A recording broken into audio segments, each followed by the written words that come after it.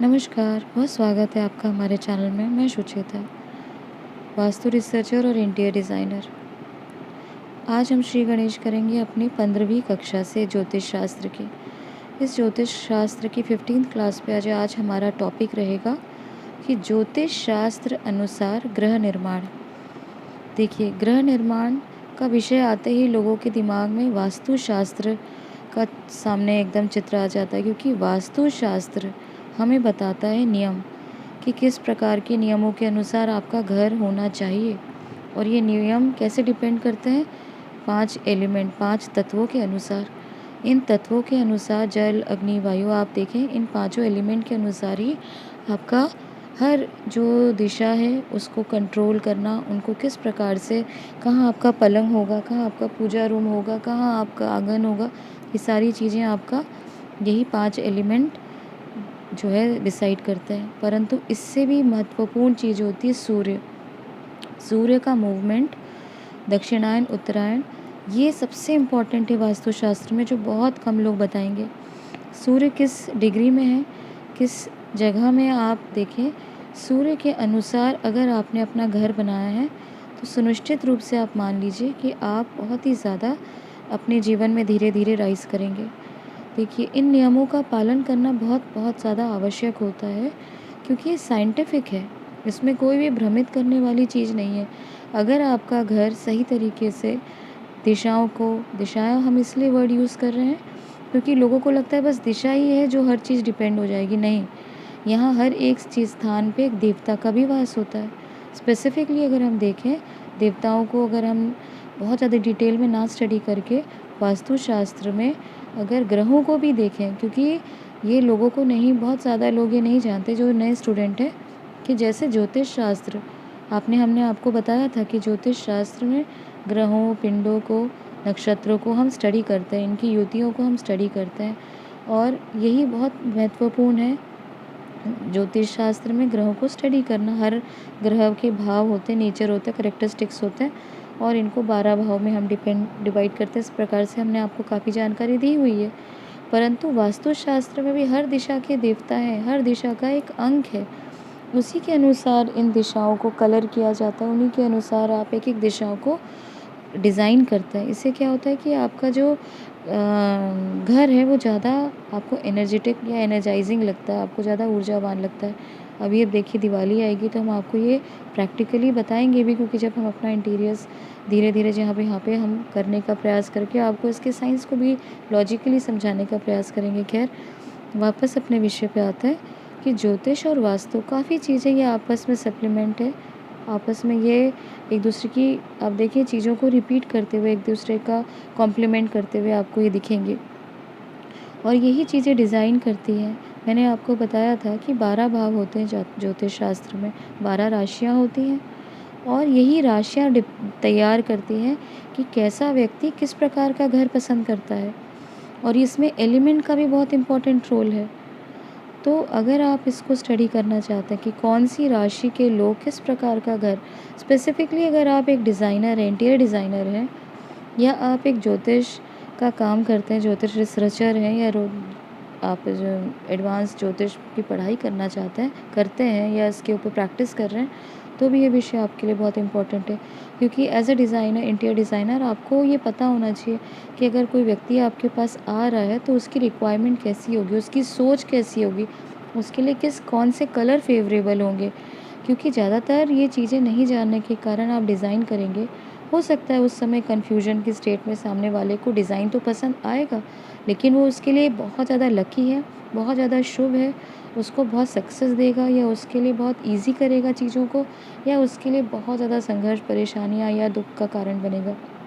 ये चीज़ें भी आपको समझना चाहिए, क्योंकि इंटीरियर डिज़ाइनिंग जब आप करते हैं तो पूरी तरीके से उसके मनोविज्ञान के साथ आप खेलते हैं। तो जैसा-जैसा आप उसको घर तैयार कर देंगे, कलर्स को कॉम्बिनेशन करके आप उसको कलर स्कीम के अनुसार डिज़ाइन करके देंगे, वो व्यक्ति का, क्योंकि डिज़ाइनिंग रोज़-रोज़ नहीं की जाती, पर्दे जो इतने कॉस्टली होते हैं, जो अपहोल्स्ट्री जब आप खरीदते हैं तो वो बार-बार चेंज नहीं की जाती, तो इनका लॉन्ग टर्म इफ़ेक्ट पड़ता है। तो ये चीज़ें आपको हेल्प करती हैं। अगर आपको इन सॉफ्ट साइंसेस का, ज्योतिष, वास्तु का भी ज्ञान है, तो ये आपको बहुत ज़्यादा बूस्ट करेंगी, हेल्प करेंगी।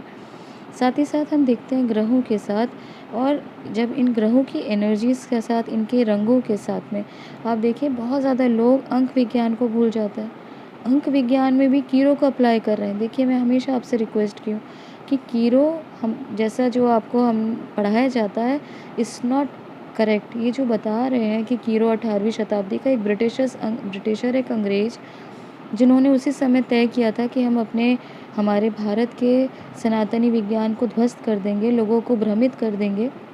वो जब अपने पार्लियामेंट में लॉ पास किए हैं, तो वो आपको सही इन्फॉर्मेशन क्यों देगा कोई भी ग्रहों के बारे में, कोई भी आपके ही कल्चर के बारे में। जो ये नंबर साइंस बताया है, ये अंक विज्ञान बताया, ये पूरी तरह से गलत है। अगर आपको अंक विज्ञान सीखना है, आप अपना कैलेंडर उठाइए, साप्ताहिक कैलेंडर देखिए। उसमें 1 टू 7 कौन-कौन से ग्रह हैं, उनके ग्रहों के अनुसार आप फ़ॉलो करिए। क्योंकि बहुत सारे ग्रह होते हैं, जैसे आप चेंज नहीं किया जा सकता।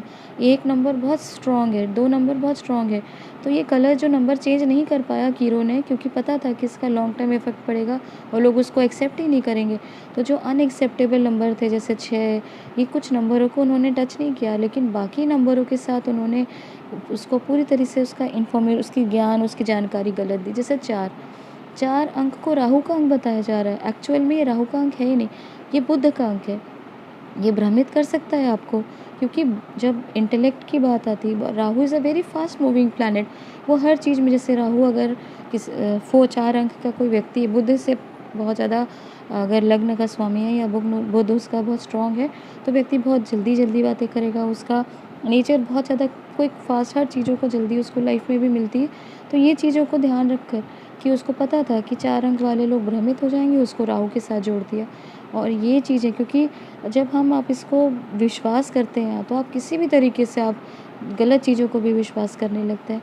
तो आप एक चीज़ देखिए, जो 1 से 7 है, वो ग्रह 7 तक तो हो ही नहीं सकते, क्योंकि ये आपके सौरमंडल के अंदर ही आने चाहिए।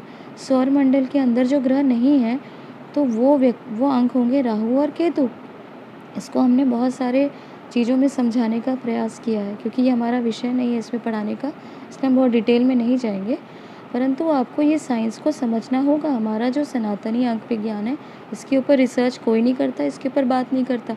या तो पाइथागोरस अंकों को स्टडी कर रहे हैं, या तो कीरो के बिल्कुल ही गलत विज्ञान को बताया जा रहा है। उसने आधी चीज़ तो बताई है, क्योंकि अगर वो पूरी ही बातें गलत बताता, तो शायद लोग उसके बुक्स को शायद कोई भी नहीं खरीदता। लेकिन उसने जो चीज़ें बताई है, उसमें बहुत ज़्यादा भ्रमित करने वाली भी चीज़ें हैं। देखिए, अंक के साथ हमने आपको ये भी बताया था, हर ग्रह के एक नेचर एट्रीब्यूट होता है, हर राशि का एक आप देखें कि किस प्रकार से वो लोग काम करना पसंद करते हैं। जैसे कि अगर आपका मेष लग्न है, तो आप में हर चीज़ को बहुत आप स्पोर्टिवली लेते हैं, बहुत ज़्यादा आप में एनर्जी बहुत हाई रहती है। आपके लिए अपनी फिज़िकल अपीयरेंस बहुत मायने रखती है। ये सब तो हमने बताया था। लेकिन आपका घर किस प्रकार से होना चाहिए, आपको अपना घर किस प्रकार से तय करना चाहिए, ये चीज़ों को भी आपको जानना चाहिए। वहीं पे हर जैसे अलग-अलग राशि के बारे में, वृषभ राशि की फैमिली बहुत इम्पोर्टेंट होती है, उनके लिए खाना बहुत इम्पोर्टेंट होता है, तो उनको हमेशा एक्स्ट्रा स्टोरेज रखना चाहिए। और हमेशा अगर उनकी फैमिली बड़ी भी है, तो भी एक्स्ट्रा रूम उनको हमेशा रखने, एक्स्ट्रा आने वाली फैमिली के लिए तैयारी करके रखनी चाहिए, क्योंकि उनके लिए उनका जो मैं बताया है आपको कि खाना, परिवार, उनके लिए सुख, ये सारी चीज़ें बहुत महत्वपूर्ण हैं। तो ये चीज़ें कुछ उनके घरों में भी एट्रीब्यूट्स जो हैं, वो इम्पोर्टेंट देखे जाते हैं। और यही चीज़ों को आप बहुत ज़्यादा इंटेंसली स्टडी करें, कि आप किस प्रकार का व्यक्ति जैसे राशि का है, तो वो गाँव को रहना पसंद करेगा, या शहर का बिल्कुल एक डूड बंदा है, जो बिल्कुल शहर में अपनी लाइफ को एंजॉय करना पसंद करेगा, या उसको ग्रामीण इलाका, अंचल, जैसे मृगशीरा व्यक्ति है, तो उसको आपको हमेशा पेड़ पौधे, नेचर, इस प्रकार का देना ही पड़ेगा। वो व्यक्ति सर्वाइव ही नहीं कर सकता। अगर वो व्यक्ति शहर में रहता है, तो हमेशा वो एक अपने लिए स्पॉट ढूंढेगा, अपने लिए कोना ढूंढेगा, जहाँ पे उसको नेचर से जुड़ के उसको शांति मिले। वहीं इसी प्रकार के व्यक्ति होते हैं जो बहुत ज़्यादा मेट्रो लाइफ पसंद करते हैं। वो कौन तय करता है? वो उनकी राशि तय करती है। और उससे भी ज़्यादा, क्योंकि 12 राशियों में जब आप बहुत इंटेंसली स्टडी करते हैं, तो वो डिपेंड करता है उनके नक्षत्रों पे। कौन सा नक्षत्र का व्यक्ति किस प्रकार का नेचर है, उसको क्या चीज़ें पसंद है, वो डिपेंड करता है पूरी तरह आपके नक्षत्रों पर। और कौन सा डिज़ाइन उसके लिए बहुत सूटेबल है, कौन सा डिज़ाइन उसको बहुत नुकसान पहुंचा सकता है। यही चीज़ें, कलर, आपका डिज़ाइन, आपके पैटर्न, ये किसी को भी बर्बाद कर सकता है, क्योंकि मैंने बताया था आपको interior designing is all about psychology. आप किसी की साइकोलॉजी के साथ खेल रहे हैं, आप उसको चाहें तो बर्बाद कर सकते हैं, उसको आबाद कर सकते हैं। जैसे कि हम देखते हैं कॉम्प्लेक्सेस होते हैं या बहुत बड़े बड़े शोरूम होते हैं या शॉप्स होती हैं, तो उनको हम हमेशा ब्राइट और बहुत कलरफुल बनाते हैं और उन ऐसे कलर्स, ऐसे स्कीम्स को यूज़ करते हैं जो व्यक्ति को पूरी तरह से, ऐसी लाइटिंग होनी चाहिए जो व्यक्ति की जो है पीस ऑफ माइंड को डिस्ट्रैक्ट कर दे। वो व्यक्ति बिल्कुल अपने जो है शांति को, अपने अंदर की जो है एकाग्रता को बिल्कुल ख़त्म कर दे, स्पॉइल कर दे। तो यही चीज़ें आपको देखनी पड़ेंगी, क्योंकि घर ऐसा स्थान है जहाँ पे आपको आराम मिलता है। आप अपने जीवन में सुख और शांति के लिए जब जब घर में घुसें, तो वो एनर्जी आपको बूस्ट करे। तो उसी के अनुसार आपको ग्रहों को डिज़ाइन करना चाहिए। और अगर आप डिज़ाइनर हैं या आप ज्योतिष का ज्ञान रखते हैं, तो ये आपको हेल्प करेंगी। तो हमने इसके ऊपर 3 वीडियो बनाए थे, पहले आप जाके उसको प्लेलिस्ट में देख सकते हैं, डिस्क्रिप्शन में चेक कर सकते हैं। मैं उसको भी रिपीट करना दोबारा बहुत मुश्किल होगा, तो मैं चाहती हूँ कि आप उनको जाके देखें। अगर स्पेसिफ़िकली आप डिज़ाइनर, इंटीरियर डिज़ाइनिंग का काम करते हैं, तो ये आपको बहुत हेल्प करेगा लोगों को, नेचर को, लोगों के जो राशि के अनुसार घर बनाने का। और व्यक्ति भी, अगर आप सिंपल, अगर आप नहीं भी इंटीरियर डिज़ाइनिंग कराना चाहते हैं, तो कैसे लोग किस प्रकार का घर पसंद करते हैं, ये जानकारी आप उसमें जाके चेकआउट कर सकते हैं, क्योंकि ये छोटी-छोटी जानकारी है और ये लोगों के लिए बहुत ज़्यादा इम्पोर्टेंट हो सकती है। तो अभी हमने जो 3 हमने वीडियो बनाए थे, वो ग्रहों के अनुसार है, क्योंकि नक्षत्र विल बी वेरी इंटेंस और बहुत ज़्यादा और बहुत डेप्थ में चला जाएगा।